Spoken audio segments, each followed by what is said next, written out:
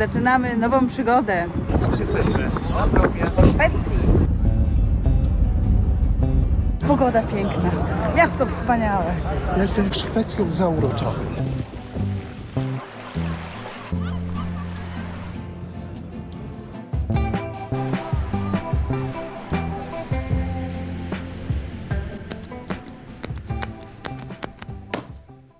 To jedziemy.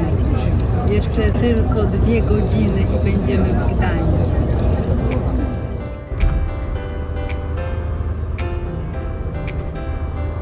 Dzień dobry, dzień dobry. Witamy z Gdańska.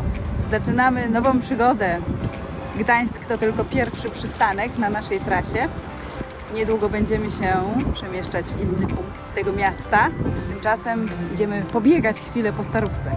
Tak, a Gdańsk to tylko przelotówka. Otoczenie rzeki Motławy bardzo nam się spodobało. Oba jej brzegi łączy teraz także nowa ruchoma kładka. Gdańsk to fascynująca historia, liczne zabytki oraz niepowtarzalny klimat. Urocze zabudowania wyspy Spichrzów z restauracjami, kawiarniami i przystaniami, długie pobrzeże z legendarnym żurawiem i krótki spacer nad rzeczną promenadą wystarczyły, by Gdańsk znalazł się na liście miejsc, do których koniecznie musimy wrócić. Potem szybko wpadliśmy na ulicę Długi Targ. To tu mieszkali najzamożniejsi, najbardziej wpływowi gdańszczanie. Rzuciliśmy okiem na ratusz i królującego pod nim Neptuna i już musieliśmy wracać pod Zieloną Bramę, gdzie czekała na nas przewodniczka wraz z grupą.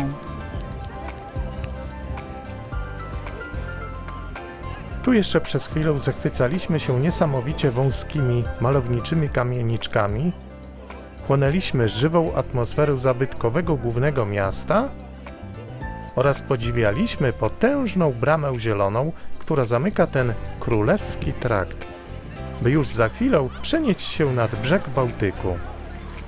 Krótka chwila, by przywitać się z morzem i już pędzimy, by zadomowić się w niecodziennym lokum, w którym spędzimy najbliższe 4 dni.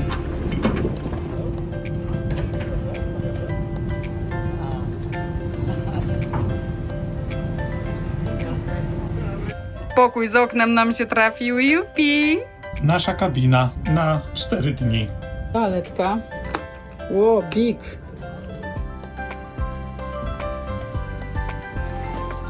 Wow. Przez okienko na razie widać jeszcze stały ląd.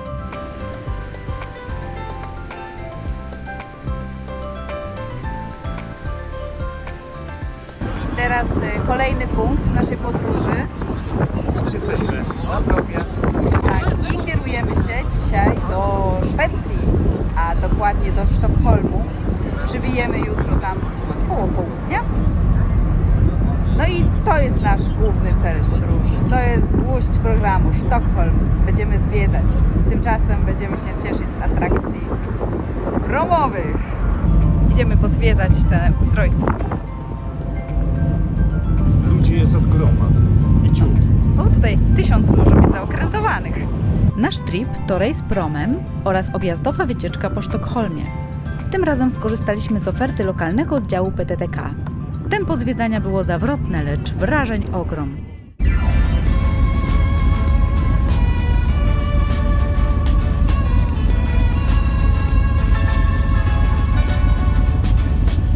Odpływamy. Bye bye. Płyniemy do Szwecji. I wypływamy. Pełne morze. Siną dal.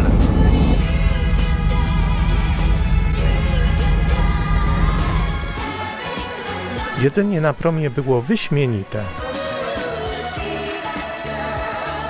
Na kolację serwowano genialne dania, zaś śniadania były w formie stołu, a jakże szwedzkiego.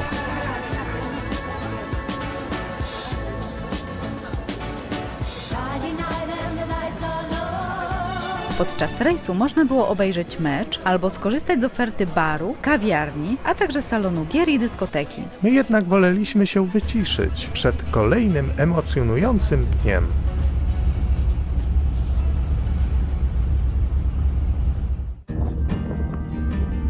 Świt przywitaliśmy na pełnym morzu, a dzień rozpoczął się pięknymi pastelowymi barwami. Podróż przebiegała bez zakłóceń. Was a long Monday to say come. Wrote it down in a song. Paradise lost, but paradise found. It all comes back around. I takie mamy widoczki z kajuty na pełnym morzu. Just like the river, you'll go on. Na horyzoncie coraz wyraźniej widać szwedzkie wybrzeże. Choć wieje silny wiatr, pogoda zapowiada się niezła.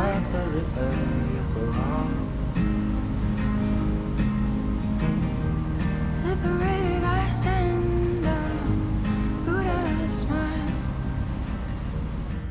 Dobiliśmy do Szwecji. Nynäshamn? Tak, Jakoś tak. tak, jakieś takie miasteczko. Za chwilę wsiadamy do naszego Autokaru. i suniemy na Sztokholm.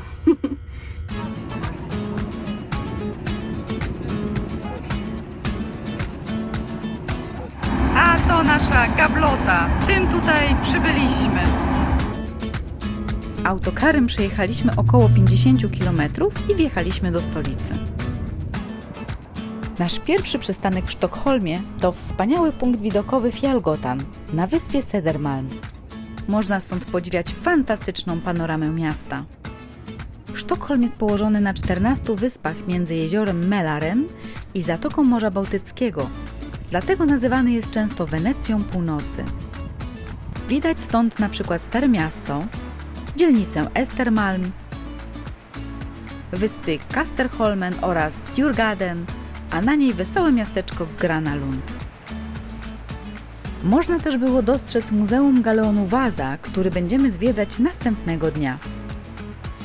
A tu w pełnej krasie Zatoka Morza Bałtyckiego. I jedziemy zwiedzać dalej. W drodze przewodniczka opowiadała nam niezliczone historie o szwedzkich zwyczajach. Byliśmy zauroczeni. A my jesteśmy, proszę Państwa, nad wodami jeziora Mälaren. Jedziemy najdłuższym mostem w Sztokholmie i za chwileczkę wjedziemy na wyspę Kungsholmen. I także można w nim łowić bezpłatnie ryby. Urocze nadbrzeże jeziora skłania mieszkańców do spacerów i uprawiania sportów. A w tych łodziach ludzie mieszkają. Tańsza opłata za cumowanie niż za czynsz.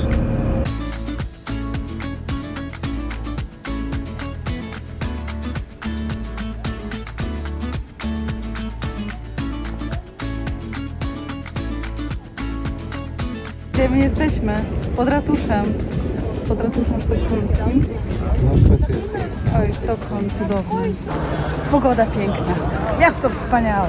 Ja jestem Szwecją zauroczony. Ja tu po prostu przyjeżdżamy tutaj mieszkać. Rzucamy wszystko koniec. Przyszły miesiąc. Nie ma nas w zielonej. Tu nasz nowy dom. Skandynawia. To jest to. Spod ratusza pojechaliśmy do rezydencji szwedzkiej rodziny królewskiej, pałacu Drottningholm. Najpierw podziwialiśmy pawilon chiński, który w połowie XVIII wieku król Adolf Fryderyk podarował swojej małżonce, królowej Ludwice Ulryce. W tamtych czasach inspirowanie się egzotycznym Dalekim Wschodem przeżywało apogeum.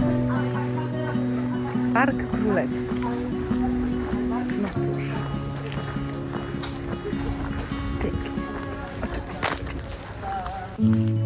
W dalszej części parku stoi drewniany namiot straży, zbudowany na wzór namiotów tureckich. Spacerując parkowymi alejkami, dotarliśmy na koniec pod królewską rezydencję. Choć rodzina królewska mieszka w nim na stałe, część pałacu i parku jest udostępniona dla zwiedzających. Niestety, program naszej objazdowej wycieczki nie uwzględniał zwiedzania tutejszych wnętrz. Po prawej stronie, proszę Państwa, takie niewielkie nabrzeże. Stąd stateczkiem można sobie popłynąć tam, gdzie my byliśmy, czyli pod pałac Drottningholma.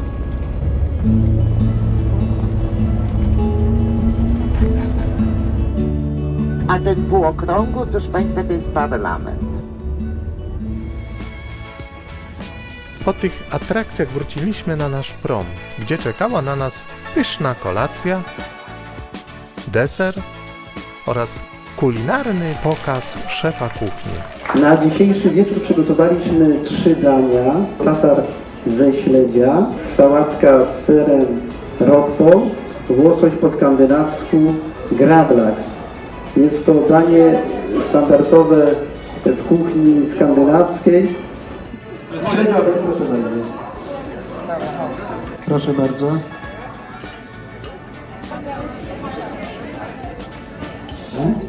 Co tam upolowałeś? O, upolował Udało się. dziką rybę.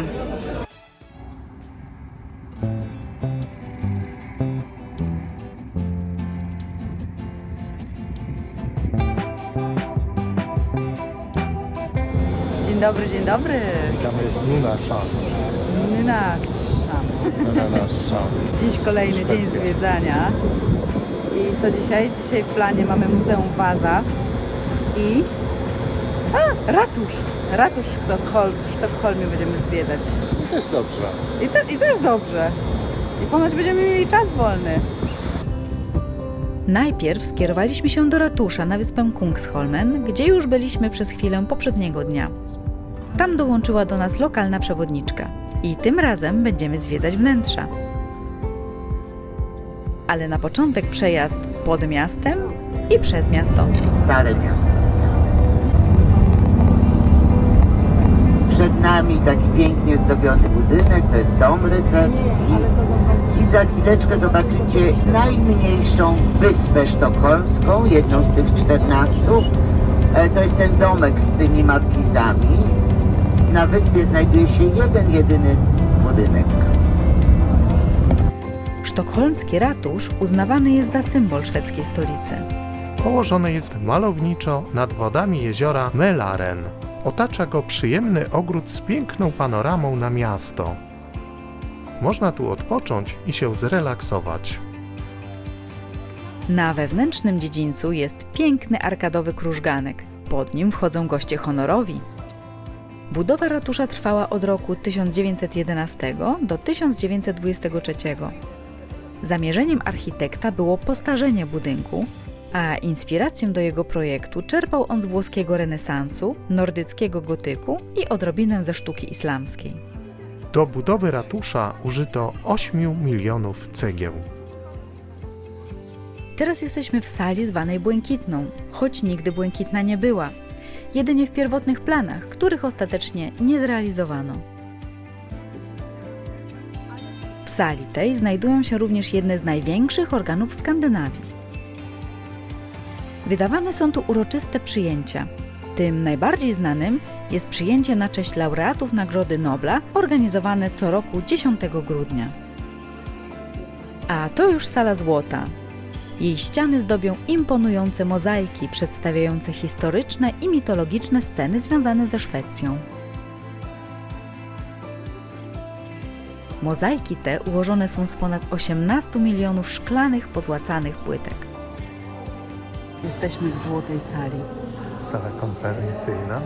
Jest piękna. Schodzimy słynnymi schodami. Którymi schodzą laureaci Nagrody Nobla. My też dostaniemy Nobla. Albo Jobla. To z powodu tempa zwiedzania. Tymczasem przemieszczamy się na wyspę Djurgarden. Jest tu wiele atrakcji i muzeów, my zaś odwiedzimy Muzeum Wasa. Wasa to XVII-wieczny okręt wojenny. Jego budowa zakończyła się w 1628 roku, a król Gustaw II Adolf nalegał, by jak najszybciej statek dołączył do królewskiej floty, która miała walczyć m.in. przeciwko Polsce. Miał to być jego as w rękawie, bo jako jedyny w tamtym czasie miał 2 pokłady armatnie ze zwiększoną ilością działu. Do tego był bogato zdobiony rzeźbami i niezmiernie kolorowy. Niestety, okręt Wasa był źle wyważony. Podmuch wiatru przechylił go na jedną burtę, a przez otwarte porty armatnie woda wdarła się do środka i statek poszedł na dno. Przepłynął niewiele ponad kilometr i spoczął na dnie zatoki Morza Bałtyckiego. Tak przeleżał 333 lata. Przez ten czas okręt nie został całkowicie zapomniany, lecz mimo, że próbowano go podnieść, nie dysponowano odpowiednią technologią. W latach 50. XX wieku wrak dokładnie zlokalizowano i rozpoczęło się jego stopniowe wydobycie. Ten etap jest również niezwykle ciekawy i pasjonujący, a osobom zaangażowanym w jego wydobycie musiała towarzyszyć ogromna radość i satysfakcja, gdy 24 kwietnia 1961 roku okręt powoli zaczął wynurzać się spod wody. Przez kolejne 17 lat statek kilka razy dziennie był spryskiwany wodą i płynem konserwującym, by drewno kadłuba nie rozpadło się po wyschnięciu. Części konstrukcyjne oraz zdobienia, które odpadły, zostały zamontowane na swoje miejsca, a brakujące elementy zastąpiono nowymi. I tak możemy dziś podziwiać ten jedyny na świecie, najpiękniej zachowany XVII-wieczny galeon. Waza jest niezwykłym skarbem sztuki, gdyż 98% statku jest wykonane z oryginalnych części, a zdobią go setki rzeźb. Jest też źródłem bezcennej wiedzy o swoich czasach i o ludziach w nich żyjących. Zdecydowanie warto zwiedzić to fascynujące miejsce. Oprócz Muzeum Wasa na wyspie Djurgården znajdziemy także park rozrywki Gröna Lund, najstarszy szwedzki skansen, muzeum nordyckie, a także muzeum zespołu ABBA. Tymczasem zwiedzimy kolejne miejsce, a będzie to Gamla stan, czyli sztokholmskie Stare Miasto. A tutaj jak zerkniecie na prawo, to widać naturalne przejście wód jeziora Mälaren do wód Bałtyku. I my, proszę Państwa, pójdziemy sobie teraz na krótki spacer. Gamla stan to najstarsza część Sztokholmu położona na 4 wyspach i jest to jedno z najbardziej turystycznych miejsc w Szwecji. Tu również jest ogrom atrakcji, np. Zamek Królewski, Parlament oraz najwęższa uliczka i najmniejsza rzeźba. Teraz znajdujemy się w sercu Starego Miasta na najstarszym placu, a przed nami muzeum poświęcone Nagrodzie Nobla, jej twórcy oraz laureatom. Od tego placu rozpoczęła się stopniowa rozbudowa średniowiecznego Sztokholmu. Wtedy był tu targ, pręgierz oraz odbywały się wszystkie wydarzenia polityczne i kulturalne. A dziś najbardziej charakterystycznym jego punktem są te 2 kolorowe kamieniczki pochodzące z około połowy XVII wieku.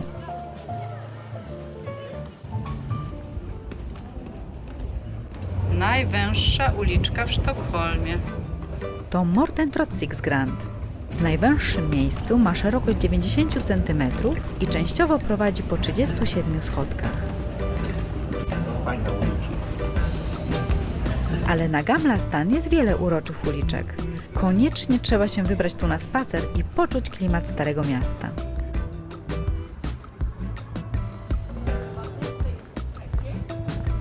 Czy jednak tędy? Ale tam już byliśmy. To tu. No dobra. My i tłumy. No cóż. Stolica. Idziemy w poszukiwaniu jakichś pamiątek.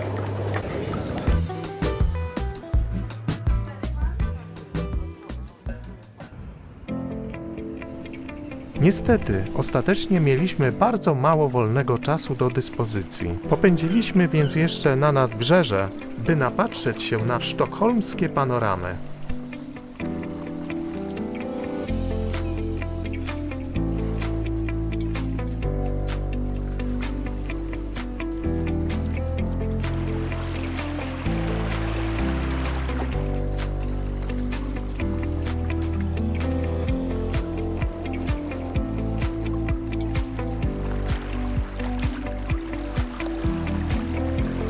Na koniec złapał nam się w kadr barokowy Pałac Królewski. Dziś spełnia on przede wszystkim funkcje reprezentacyjne, gdyż rodzina królewska mieszka na co dzień w Drottningholm. A tu fala rowerzystów, których w Sztokholmie jest naprawdę dużo.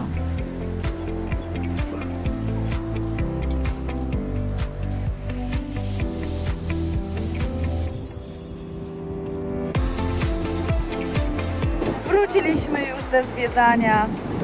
Jak wrażenia? Średnie. No niestety, niedosyt. Przede wszystkim niedosyt. Piękne miasto, ale jest tam tyle atrakcji. Ciekawa kultura. Tak, tyle atrakcji, że tak jak w Warszawie, ciężko to Ciężko tak wszystko ogarnąć. zobaczyć. Och, ale Dużo tego, bardzo dużo. Fajnie. Dużo do zobaczenia. fajnie byłoby wrócić. Wracamy teraz na statek do atrakcji promowych. I wracamy dzisiaj już do Polski. Opuszczamy powoli szwedzką ziemię.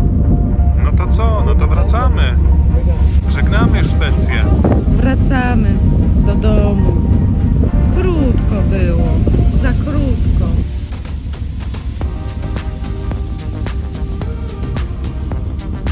Jeszcze ostatnie spojrzenie na port, setki skalistych wysepek malowniczo rozsianych u wybrzeża oraz śliczne szwedzkie domeczki. Niestety nie było nam dane podziwiać ich w słonecznej aurze.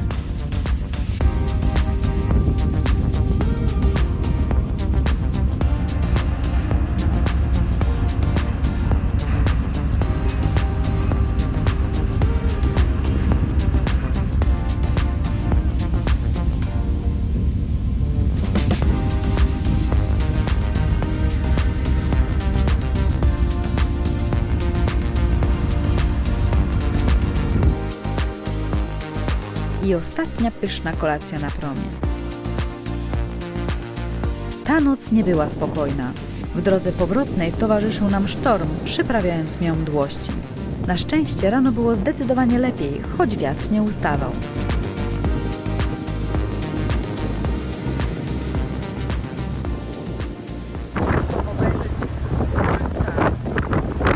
Ale dzisiaj nic z tego.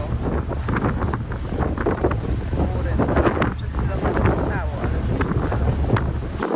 Przyszedł pan z pieskiem do toalety. I okazuje się, że jednak dalej pada. Miało być ciepło. 20 stopni w Gdańsku. Chyba pogoda się zmieniła, nie mamy dostępu do internetu. My mother told me someday I will buy galley with blue doors, sail to distant shores, stand up on the prow, noble bark I steer, steady course to the haven, humany foemen, humany foemen. My mother told me someday I will buy galley with good oars, sail to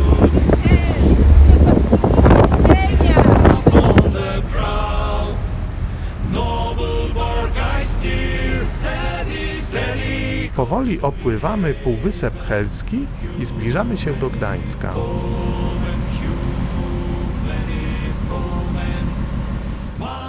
Tu wita nas coraz bardziej błękitne niebo i wyższa temperatura, a także urocze żaglówki mknące po falach. Sail to distant shores, stand up on the prow, noble No i koniec wycieczki. Wpływamy do portu. Czeka nas jeszcze krótka przebieżka po Sopocie i wracamy do domu. foemen, humany foemen. Gdzie jesteś? Już? Szkoda.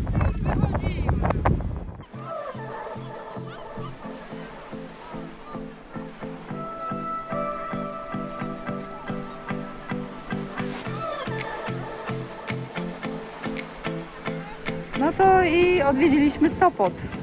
Molo.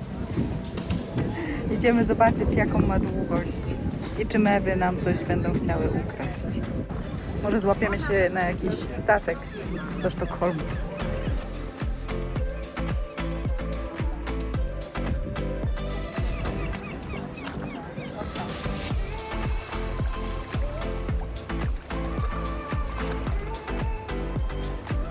Dotarliśmy do końca Mola Sopockiego.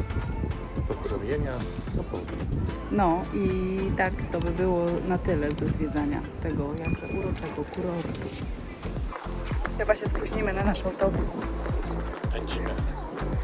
Dostaniemy nagany od pani przewodniczki.